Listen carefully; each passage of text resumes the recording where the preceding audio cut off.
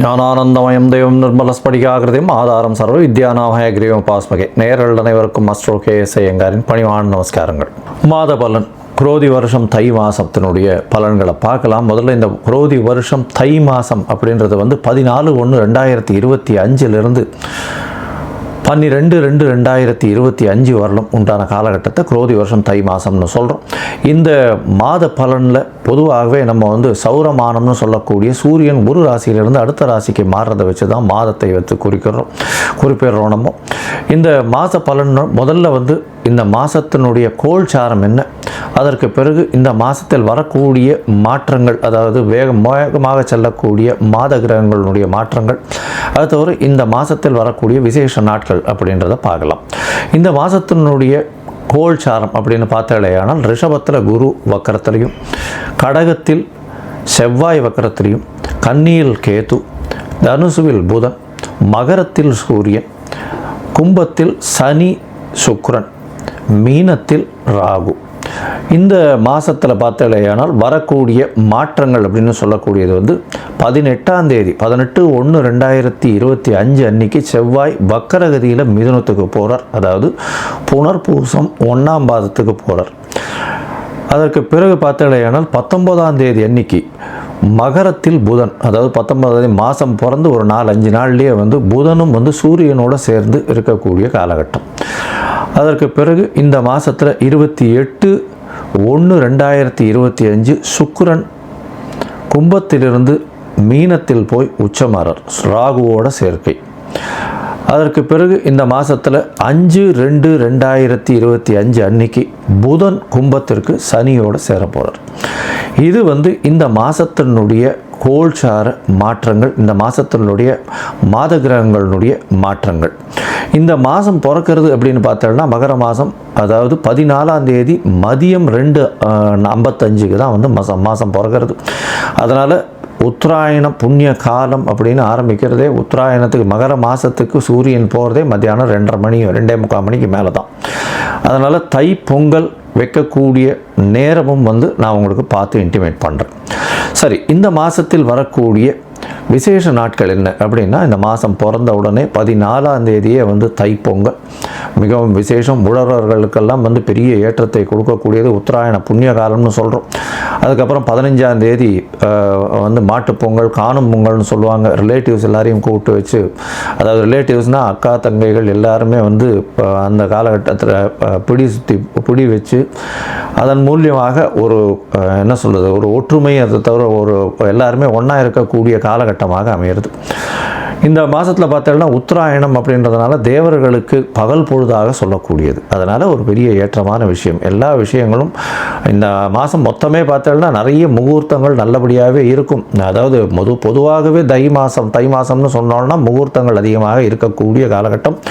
இந்த வருஷம் சற்று கம்மியாக இருக்கும். ஏன்னா குருவும் வக்கரகதியில் செவ்வாயும் வக்கரகதியில் இருக்கிறதுனால இந்த முகூர்த்தங்கள் பார்த்து வைக்கிறது கொஞ்சம் கஷ்டமாக இருக்குது. கொஞ்சம் பார்த்து இது பண்ணுறது நல்லது.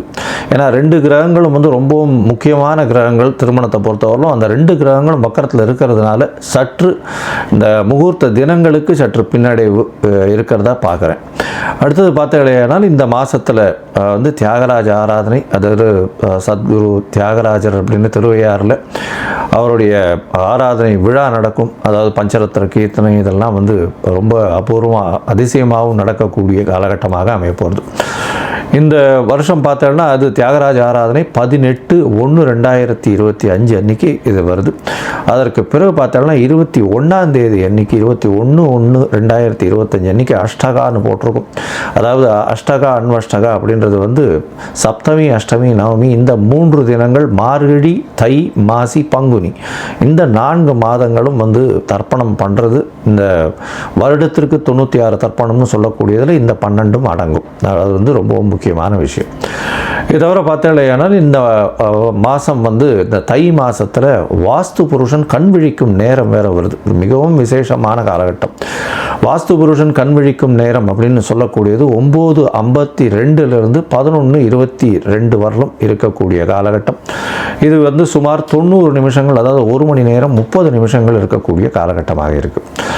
இந்த காலகட்டத்தில் பார்த்தாலேயானால் அதாவது வாஸ்து புருஷன் கண் விழிக்கிறார். கண் விழித்து அவர் வந்து காலை கடன்களை முடிக்கிறார். அதற்கு பிறகு குளிக்கிறார். அதற்கு பிறகு வந்து சாமிக்கு உண்டான பூஜை புனஸ்காரம் செய்கிறார். அதற்கு பிறகு அவர் வந்து சாப்பாடு, அதாவது உண்ணும் அதாவது உணவு அருந்துதல், அதற்கு பிறகு தாம்பூலம் போடுதல், இந்த மாதிரி 5ஆக பிரிச்சிருக்கா. இந்த 5 விஷயத்தையும் 18 நிமிஷமாக வந்து இந்த 90 நிமிஷம் பிரிக்கப்பட்டிருக்கு. இந்த கடைசி 2-18 நிமிஷம் அப்படின்னு சொல்லக்கூடியது வந்து மிகவும் ஏற்றமான காலம் அப்படின்னு சொல்லக்கூடியது. அதாவது ரொம்பவுமே விசேஷமான காலம் அப்படின்னு சொல்லக்கூடியது. ஏன் அப்படின்னா இந்த கடைசி 18 நிமிஷம், அதாவது 36 நிமிஷம் அப்படின்னு சொல்லக்கூடியது நிச்சயமான வெற்றியை உங்களுக்கு தேடித்தரும். இது எதனுடைய வெற்றியை தேடித்தரும் அப்படின்னா, வாஸ்து புருஷன் கண்விழிக்கும் நாளில் இந்த மனைக்கால் ஊன்றது, அதை தவிர வந்து புதுசாக வந்து ஒரு வீடு கட்டுறது, வீட்டுக்கு உண்டான இது பத்திரங்கள் பதிவு பண்ணுறது, அதே சமயத்தில் வீட்டுக்கு உண்டான பேச்சுக்களில் வந்து அட்வான்ஸ் கொடுக்கறது, இந்த மாதிரி விஷயங்களும், புதுசாக வீடு கட்டணும்னு லேண்டு பார்த்து வச்சுருக்கீங்கன்னா லேண்டுக்கு வந்து பூஜை போடுறது, மனை பூஜை போடுறது, புதுசாக ப்ராஜெக்ட் எதாக இருந்தாலும் ஆரம்பிக்கிறது, இதெல்லாம் வந்து ஒரு பெரிய ஏற்றத்தை உங்களுக்கு கண்டிப்பாக கொடுக்கும். அந்த ப்ராஜெக்டில் எந்த ஒரு பிரச்சனையும் வராத அளவுக்கு நல்லபடியாக நடக்கக்கூடிய காலகட்டமாகவே நிச்சயமாக அமையும். அதற்கு பிறகு இந்த மிகவும் முக்கியமான நாள் அப்படின்னு சொல்லக்கூடியது 29/1/2025, அதாவது தை அமாவாசை, உத்தராயண புண்ணிய காலத்தின் முதல் அமாவாசை. அதாவது தேவர்கள் பகல் பொழுதில் நடக்கக்கூடிய முதல் அமாவாசை. எப்பொழுதுமே தை மாதம், ஆடி மாதம், அதுக்கப்புறம் புரட்டாசி மாதம், இந்த அமாவாசையெல்லாம் ரொம்ப விசேஷம். இந்த அமாவாசைகள்லாம் பித்ருக்கள் நம்மளுடைய லோகத்துக்கு வந்து நம்மளோட சேர்ந்து இருக்கிறதா வந்து ஐதீகம். அதனால் வந்து இந்த அமாவாசைக்கு தாய் தந்தையர் இல்லாதவர்கள் கண்டிப்பாக பித்ருக்களுக்கு கொடுக்க வேண்டிய அவர்களுக்கு தர்ப்பணங்கள், அதை தவிர பித்ருக்களுக்கு சேர வேண்டிய விஷயங்களை வந்து பண்ணுறதும், அதை தவிர அருகில் இருக்கக்கூடிய இந்த கோவிலுக்கு போயிட்டு வர்றதும் அதன் மூலியமாக நல்ல ஒரு ஏற்றம் கிடைக்கக்கூடிய காலகட்டம். உங்களுடைய தோஷங்கள், பித்ருக்களுக்கு பண்ணாதது தோஷம் வரும், பண்ணிங்கன்னா நல்ல ஒரு ஏற்றம் வரக்கூடிய வாய்ப்புகள் நிச்சயமாக உண்டு. அடுத்த ஜென்ரேஷனும் நல்லபடியாக இருக்கும். அதை தவிர பார்த்தோம்னா இந்த வருஷம் ரத சப்தமி, அது வந்து 4/2/2025 அந்த அன்னைக்கு வருது. அதாவது சூரியன் தேர்கால் திரும்புறதுன்னு சொல்லுவாள். அந்த ரத சப்தமம் வந்துருத்தோம்னா அதுக்கப்புறம் வந்து உங்களுக்கு ஃபுல் அண்ட் ஃபுல் வெயில் அதிகமாகிட்டே போக ஆரம்பிச்சிடும். இனிமேல் வரக்கூடிய காலங்கள் எல்லாமே வெளிச்சம் ரொம்ப அதிகமாக இருக்கும். லாங் டேஸ் வந்து வரக்கூடிய வாய்ப்புகள், அதாவது டே டைம் வரக்கூடிய வாய்ப்புகள் மிகவும் அதிகமாக இருக்கும். இந்த மாதத்தில் மிக மிக மிக மிக முக்கியமான நாள், ஒரு பெரிய விசேஷமான நாள் அப்படின்னு சொல்லக்கூடியது வந்து பார்த்தாலேயானால் தைப்பூசம். தைப்பூசம் அப்படின்னு சொல்கிறது 11ஆம் தேதி வருது. 11/2/2025 அன்றைக்கி வருது. அதாவது 29 தை மாதத்தில் வருதுன்னு வச்சுக்கோங்களேன், கடைசி நாளுக்கு வருது. தைப்பூசம் அப்படின்றது வந்து முருகனுக்கு அலகு குத்துறது, வேல் சுமக்கிறது, அதை தவிர காவடி சுமக்கிறது, பால் குடம் எடுக்கிறது, இதெல்லாம் நிறைய விஷயங்கள் நடக்கும்.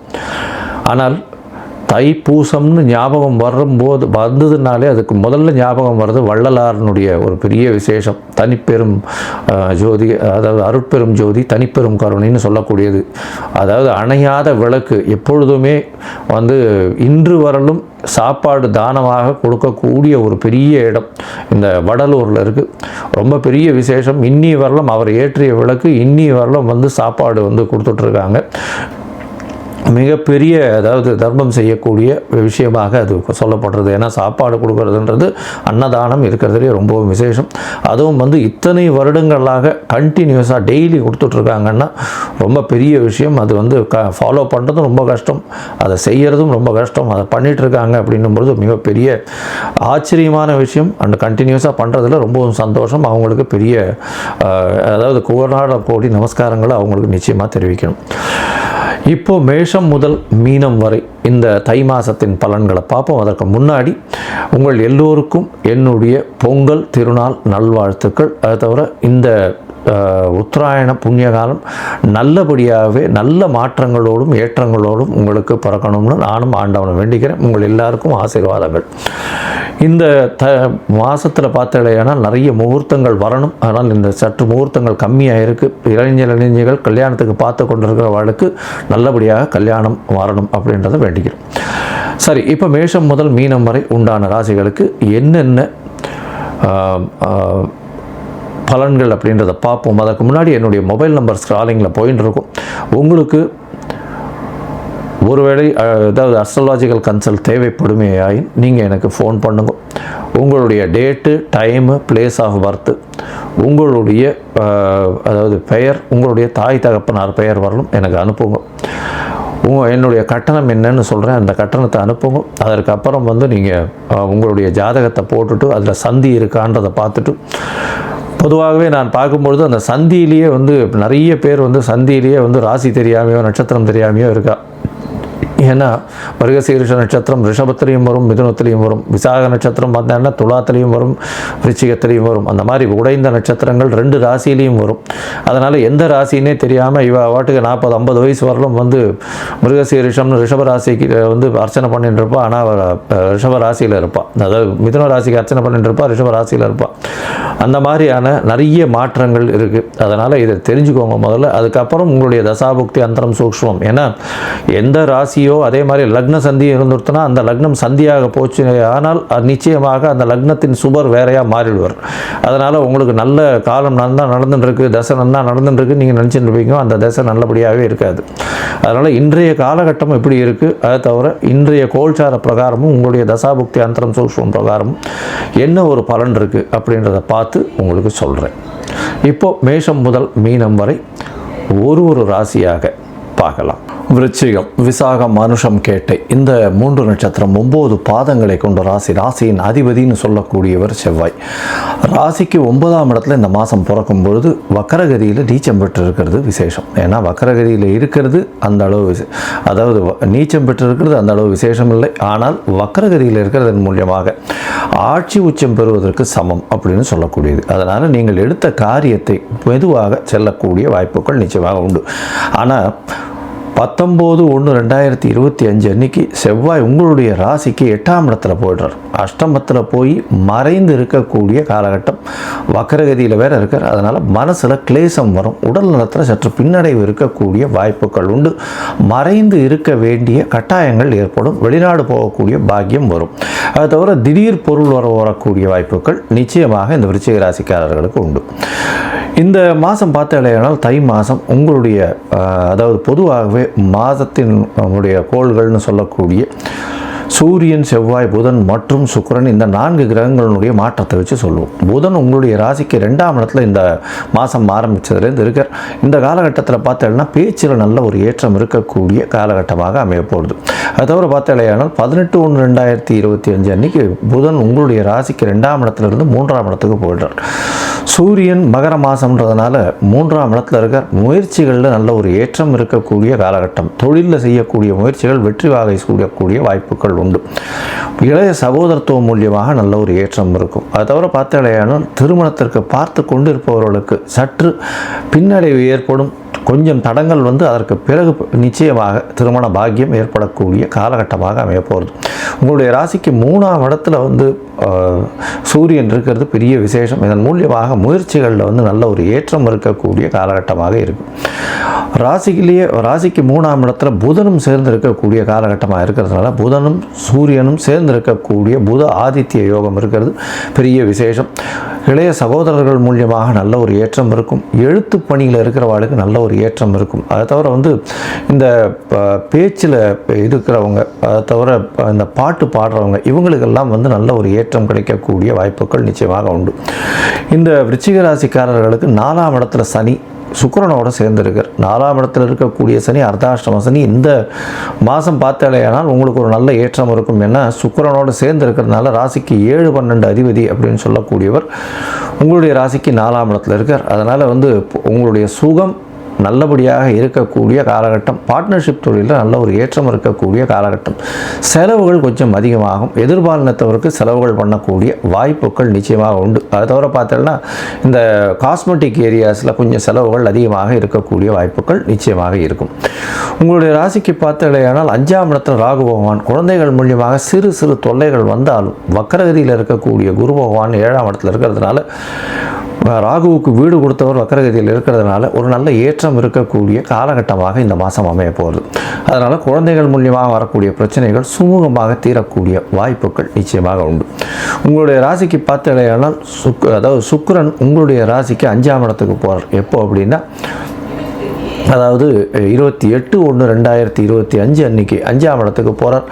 பரிவர்த்தனை யோகம் அமையிறது. அதாவது 5-7 பரிவர்த்தனை யோகம் அமையக்கூடிய காலகட்டம். சுக்கிரன் உச்சம் பெற்று போயிருக்கக்கூடிய காலகட்டம். அதனால் 7ஆம் அதிபதி 7க்கு 11 இருக்கிறதுனால நிச்சயமாக எதிர்பாலினத்தவர் மூலியமாக ஈர்ப்பு இருக்கக்கூடிய வாய்ப்பும் காதல் வரக்கூடிய வாய்ப்புகளும் நிச்சயமாக இருக்கும். 7-5 பரிவர்த்தனை யோகம் இருக்கக்கூடிய காலகட்டத்தில் திருமண பாக்கியம் அமையக்கூடும். குழந்தை பிராப்தி ஏற்படக்கூடிய வாய்ப்புகள் நிச்சயமாக உண்டு. படிக்கக்கூடிய மாணவர்களுக்கு சற்று பின்னடைவு இருக்கும். 4ஆம் இடத்துல சனி இருக்கிறதுனால படிப்பில் வந்து சற்று 1க்கு 2 தரம் 1க்கு 10 தரம் படிக்கிறது ரொம்பவும் நல்லது. உங்களுடைய ராசிக்கு பார்த்தலையானால் அதாவது இந்த மாதம் வந்து நல்ல ஒரு ஏற்றமாக இருக்கும். அதுவும் வந்து சமையல் கலை வல்லுநர்கள், மருத்துவ உபகரணங்கள் விற்கிறவங்க, மருத்துவ தொழில் செய்பவர்கள், அது தவிர பார்த்தலையானால் ரத்தம் சேகரிக்கும் தொழில், அந்த மாதிரியான இந்த பிளட் டொனேஷன்ஸ் இதுவெல்லாம் சேகரித்து வைக்கக்கூடியவர்கள், இவங்களுக்கெல்லாம் வந்து பெரிய ஏற்றம் கிடைக்கக்கூடிய வாய்ப்புகள் மிகவும் அதிகம். இதை தவிர இது பயிற்சி செய்பவர்கள், அதாவது உடல் பயிற்சி செய்பவர்கள், இந்த ஃபிசிக்கல் எக்ஸசைஸ் இது ஃபிசிக்கல் ட்ரெயினர்ஸு, அதுக்கு பிறகு வந்து ஐஏஎஸ் ஐபிஎஸ் இந்த மாதிரியான uniform services, police, army personal, அந்த மாதிரியான விஷயங்கள் இருக்கும். அது தவிர இரும்பு சம்பந்தமான வியாபாரம் செய்கிறவங்க, இவங்களுக்கெல்லாம் பெரிய ஏற்றம் கிடைக்கக்கூடிய காலகட்டமாக அமைய போகிறது. இந்த மாதத்தில் உங்களுடைய முயற்சிகள் எல்லாமே வெற்றி பெறும் அப்படின்றத சொன்னோம். இருந்தாலும் சில நாட்கள் உங்களுடைய முயற்சிகளை தள்ளி போடுவது நல்லது.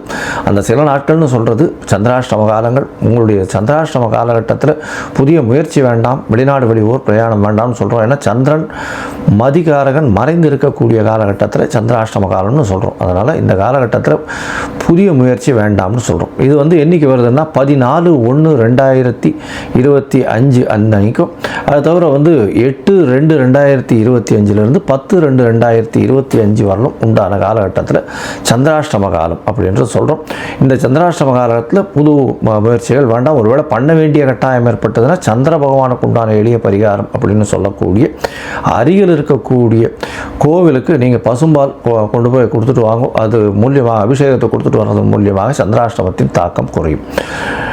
இந்த மாதம் பார்த்தோம்னா தை மாதம் அம்மனுக்கும் ரொம்ப விசேஷம், அதை தவிர வந்து முருகனுக்கும் ரொம்ப விசேஷம் அப்படின்றதுனால கண்டிப்பாக அம்மன் கோவில், அதாவது இந்த காளிகாம்பாள் கோவில் இல்லைன்னா இது மாங்காடு காமாட்சி அம்மன் கோவில், இந்த மாதிரியான கோவில்களுக்கு போயிட்டு மஞ்ச வஸ்திரம் தானம் கொடுத்துட்டு வர்றதன் மூலியமாக உங்களுக்கு வரக்கூடிய வந்த பிரச்சனைகள் எல்லாமே தவிடுபடியாக போகக்கூடிய காலகட்டமாக அமையும்.